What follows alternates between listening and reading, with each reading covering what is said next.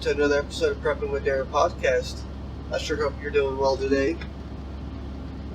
Now, today I kind of wanted to talk about why it is important and the importance of being prepared for any kind of like natural disaster, tornadoes, hurricanes, things like that. Now, what you can do is you can get with your family and work out a plan, devise a plan of where it would be best to evacuate to, like if, let's say, a tornado or hurricane or, well, let's just go with the tornado for right now. Now, you should have a plan in place as it is. If you're all home, where to go inside the house, wherever it is actually, like if you have a tornado shelter or things like that in place. Now, if you don't have a tornado shelter, you should go to the innermost part of your home. If you live in a mobile home, get out. It's really not safe there. Even if you have it tied down, they still get blown over quite a bit or picked up.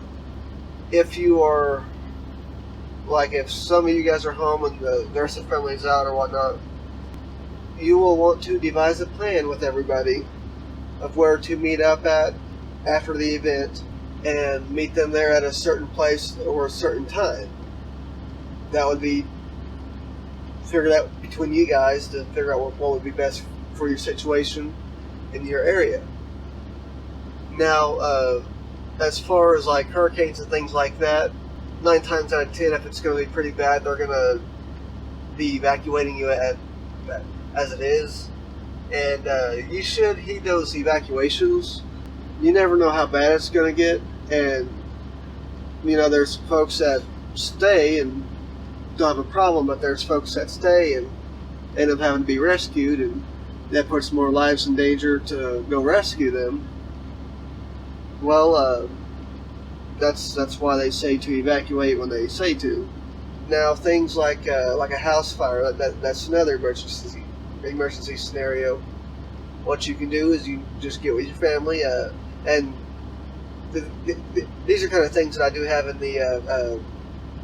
the prepping binder that I have of what to do.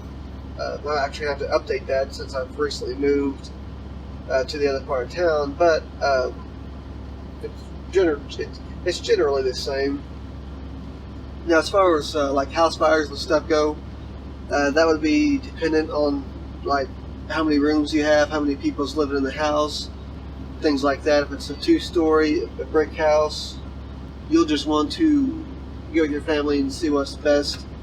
You'll want to find a good way out, make sure everybody knows how to get out. You know, if you have kids and things like that, make sure they know how to open up the windows and get out that way. Teach them to not open doors with hot doorknobs, things like that, because that could be pretty bad in and of itself. But whenever you get the extra time, or you know, if you don't have time, you should set time aside I'd say at least once a month, and go over things, like the evacuation routes in the house, or rendezvous points outside of the house, like for other scenarios like twisters or tornadoes or hurricanes, things like that. Now, another thing that's not thought of too much is, what are you going to do, like if there is a chemical attack, biochemical, biowarfare, things like that? What are you going to do? What are you and the family going to do at that point in time? You should have things ready for things like that.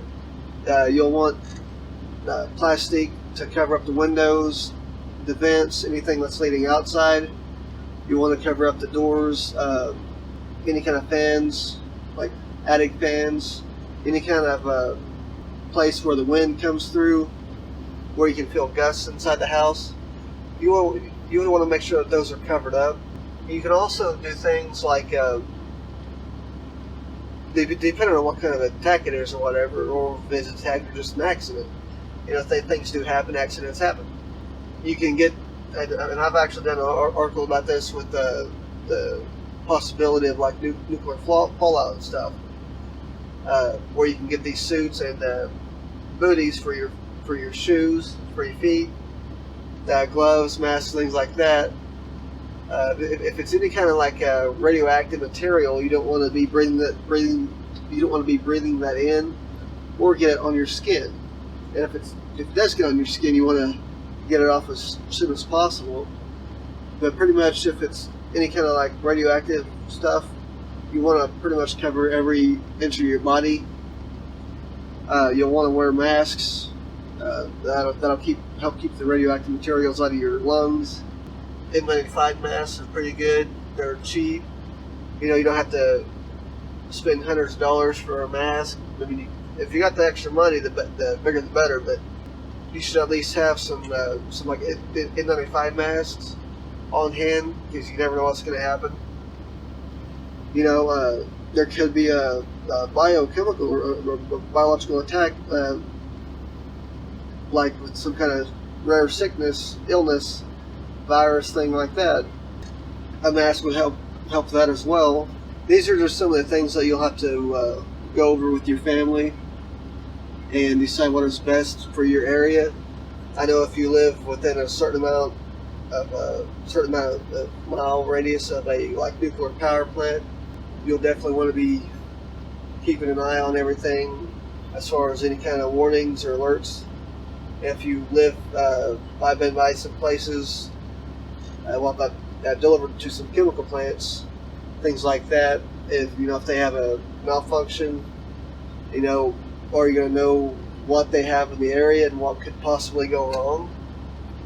These are just things that you kind of got to be aware of, especially if you live in the area or live right next to a place that handles any kind of chemicals, things like that. If you have any questions, don't forget to leave a comment down below, and I'll answer them as soon as I can.